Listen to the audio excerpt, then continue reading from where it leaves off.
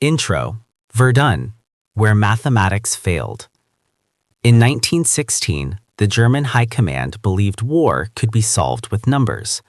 More shells, more steel, more dead men. They called it a calculation, a judgment. At Verdun, Germany believed France would bleed to death, quietly, inevitably, mathematically. Instead, something went wrong. After 9 hours of non-stop bombardment, the French did not disappear. They rose from the ruins.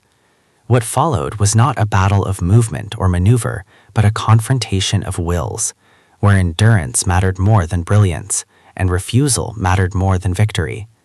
Verdun became a place where time dissolved, where land was measured in meters, and survival was counted in hours. An experiment meant to break an army became a lesson that reshaped modern warfare. This is not the story of a slaughter without meaning. This is the story of how a strategy collapsed because one army refused to accept defeat. Chapter 1: Operation Judgment, the battle designed to bleed France dry. On the morning of February 21, 1916, the sky above Verdun turned black. For 9 straight hours, German artillery unleashed a storm unlike anything seen before. Shells tore the earth apart, erased forests, collapsed trenches, and transformed the landscape into a shattered wasteland. To the planners in Berlin, this bombardment was not meant to conquer ground. It was meant to break a nation. At the heart of the plan stood Erich von Falkenhayn, chief of the German General Staff. His concept was chillingly simple. France, he believed, would defend Verdun at all costs.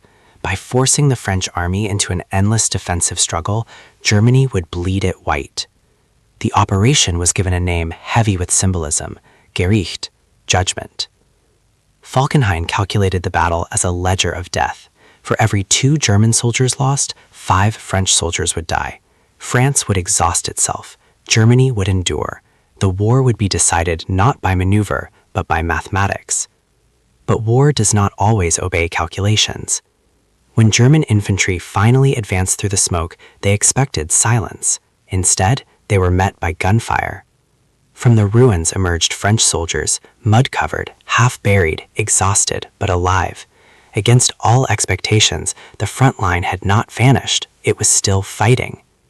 Nowhere was this shock greater than in the Bois des Caures, where a small French force under Colonel Émile Driant stood directly in the path of the German advance. Outnumbered, outgunned, and fully aware of their fate, Driant's men fought for 2 days without relief. They delayed the German timetable, they destroyed the element of surprise, and they shattered the illusion of an easy victory.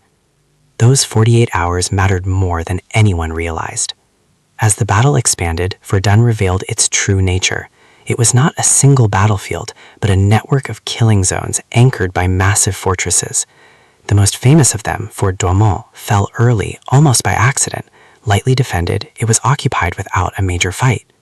But the fort became a trap. Under constant French bombardment, Douaumont turned into a suffocating tomb. Fires raged underground, poisonous fumes filled corridors.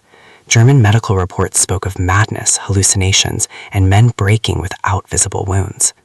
Verdun was no longer a battle of movement, it was a machine. Artillery never stopped. Day and night, shells fell by the tens of thousands. Men learned that survival was temporary. There was no rest, only rotation between terror and exhaustion. Yet France did not collapse. Behind the lines, a new system began to take shape under General Philippe Pétain. Units were rotated constantly. No division was allowed to remain in the inferno too long. Supply convoys rolled endlessly along a single artery, the road that would become legendary, the Voie Sacrée. Verdun was supposed to drain France of blood and will. Instead, it became the place where Germany discovered a terrible truth. France was not breaking. France was adapting. And the judgment meant for Verdun was slowly turning against those who had planned it. Chapter 2: When the Guns Never Slept. Inside the Verdun killing machine. At Verdun, there was no such thing as silence. Day and night blurred into a single endless roar. On average, more than 100,000 artillery shells exploded every day. The ground shook constantly, not in waves, but in a permanent tremor, as if the earth itself were alive and screaming. Soldiers quickly learned a terrifying truth. Verdun was not fought in battles, it was endured. The German army believed artillery would do the killing. Infantry would simply occupy what remained. But Verdun transformed artillery into something else entirely, a psychological weapon. Shells did not merely kill, they erased landmarks. They buried men alive. They shattered nerves. Veterans described the sensation of being trapped inside a collapsing world. Trenches vanished within minutes, foxholes filled with mud and corpses. Men clawed at the ground to breathe.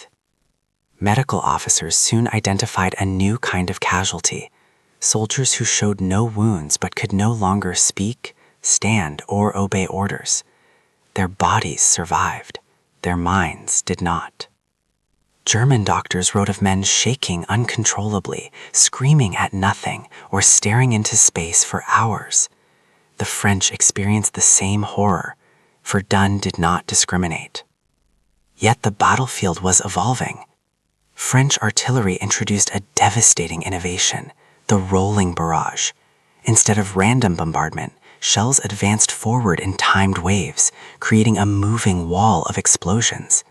Any German unit attempting to advance too early was annihilated. Any unit advancing too late was cut off.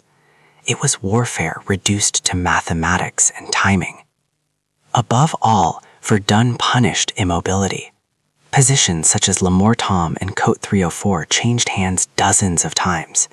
Thousands died for hills measured in meters, not kilometers. The soldiers gave these places a name, the blood pump.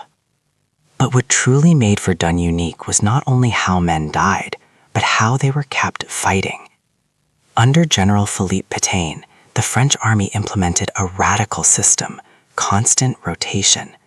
No unit would remain at Verdun long enough to be destroyed psychologically. Fresh troops replaced exhausted ones in a relentless cycle.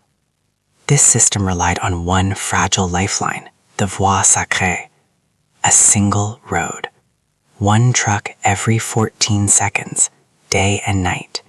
Ammunition, food, water, men. As long as the road lived, Verdun would not fall. German forces, by contrast, often left divisions in the line for extended periods. Units rotted in place, fatigue accumulated, morale cracked. The very logic of Falkenhayn's plan began to reverse. Verdun was draining Germany as much as France. The battle had become an industrial process of destruction, one that consumed whoever fed it longest. And for the first time in the war, German officers began to understand something deeply unsettling. They were not facing collapse. They were facing endurance. Chapter 3. Breaking the Judgment. How Verdun defeated Germany's strategy. By the summer of 1916, the plan was broken. What the German High Command had envisioned as a cold mathematical operation had collapsed into something uncontrollable. Verdun was no longer bleeding France dry, it was bleeding everyone.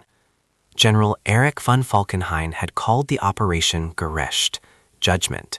His logic was brutally simple: force the French to defend a symbol they could not abandon, then destroy them with artillery until their army cracked. But Verdun did not break the French army. It exposed a fatal flaw in German thinking. The core assumption that France would collapse under pressure proved false. Instead of withdrawing, the French adapted. They absorbed the shock, reorganized, and endured. Losses were horrific, but not decisive. Worse still, the casualty ratio Falkenhayn relied upon never materialized. German intelligence had predicted 5 French losses for every 2 German. In reality, the numbers hovered close to 1 for 1. Every shell fired, every assault launched, consumed German manpower at the same terrifying rate. Germany could not afford that equation. As months passed, German divisions grew hollow. Veteran units were replaced by younger, less experienced soldiers. Artillery crews fired until barrels were out. Ammunition stockpiles drained faster than factories could replace them. Verdun became a trap, not for France, but for the strategy itself. The psychological impact was devastating. German officers began to report something unprecedented: loss of confidence. The belief in inevitable victory, so central to early war German doctrine, started to erode. Soldiers spoke of Verdun as a place where progress was impossible, where ground gained by day vanished by night. A German officer wrote, "Verdun taught us that we could be stopped." This realization mattered far beyond the battlefield. While Germany bled at Verdun, the wider war continued. In July 1916, the British launched the Somme offensive. Germany now faced massive pressure on multiple fronts, exactly the scenario Falkenhayn had hoped to avoid. Verdun had consumed Germany's strategic flexibility. In October 1916, French forces launched powerful counterattacks. Fort Douaumont, once seized with ease, was retaken in hours. Fort Vaux followed. What Germany had struggled to hold for months collapsed rapidly under renewed French momentum. The judgment had been reversed. By December, the battle officially ended. No decisive territorial change, no destroyed French army, no strategic breakthrough, only exhaustion. Verdun did not decide the war in a single moment, but it changed its direction. It shattered Germany's confidence in attrition warfare. It proved that industrialized killing alone could not force surrender. Most of all, it revealed a truth that echoed across the 20th century. An army that refuses to accept defeat can survive almost anything. Verdun was not a victory of movement or brilliance.